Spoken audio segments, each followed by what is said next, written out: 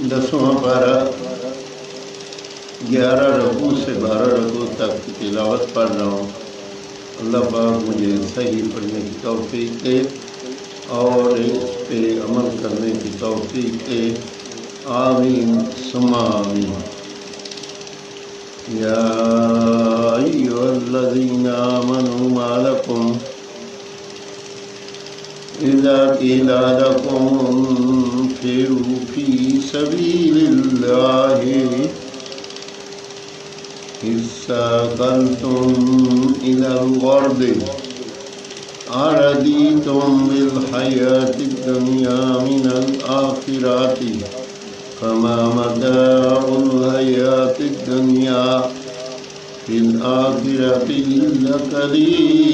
الا قلیل إلا تنفروا يعذبكم عذابا أليما ويستبدل قوما غيركم ولا تضروه شيئا والله على كل شيء قدير إلا تنصروه فقد نصره الله إذ أخرجه الذين كفروا ثاني اثنين إذ هما في الغار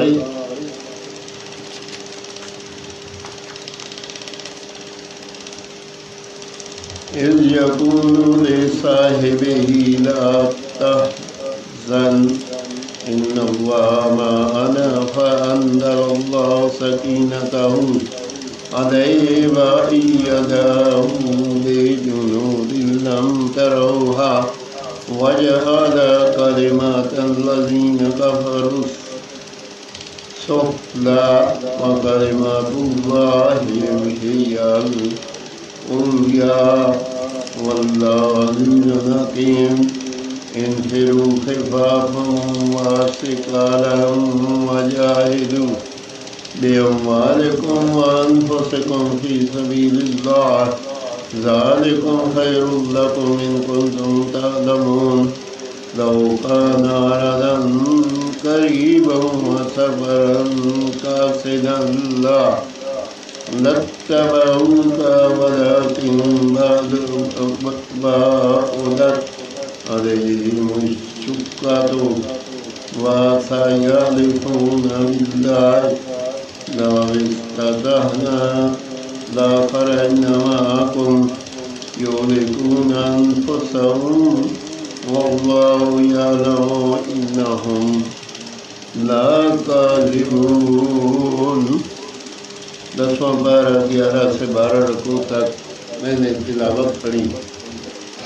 اگر اس کے پڑھنے میں کوئی غلطی ہو اللہ تعالیٰ معاف فرمائے اور اس کو صدقہ جاریہ فرما دے۔ اللہم صلی علی سیدنا مولانا محمد وعلی آل محمد وبارک وسلم علیہ۔ یا پروردگار عالم، تمہیں رحیم کریم، یا اللہ پاک ہمارے والدین کی بخشش فرما، بہن بھائی عزیز و اقارب رشتہ داروں کی، تمام مسلمانوں کی، ان کو جنت الفردوس میں اعلیٰ مقام عطا فرما۔ یا اللہ پاک، جو پریشان حال ہیں ان کی پریشانیاں دور فرما، جو رزق روزی کی وجہ سے پریشان ہیں ان کو رزق روزی عطا فرما۔ یا اللہ، جو قرضے کی وجہ سے پریشان ہیں ان کا قرضے کے بھرنے کا ذریعہ اسباب بنا دے۔ یا پروردگار عالم، جو جس کی نیک خواہشات ہے یا اللہ پاک ان کی پوری کر دے۔ یا پروردگار عالم، خصوصاً جو تلاوت دیکھتے ہیں ان کو جس دعا میں شامل کر لے۔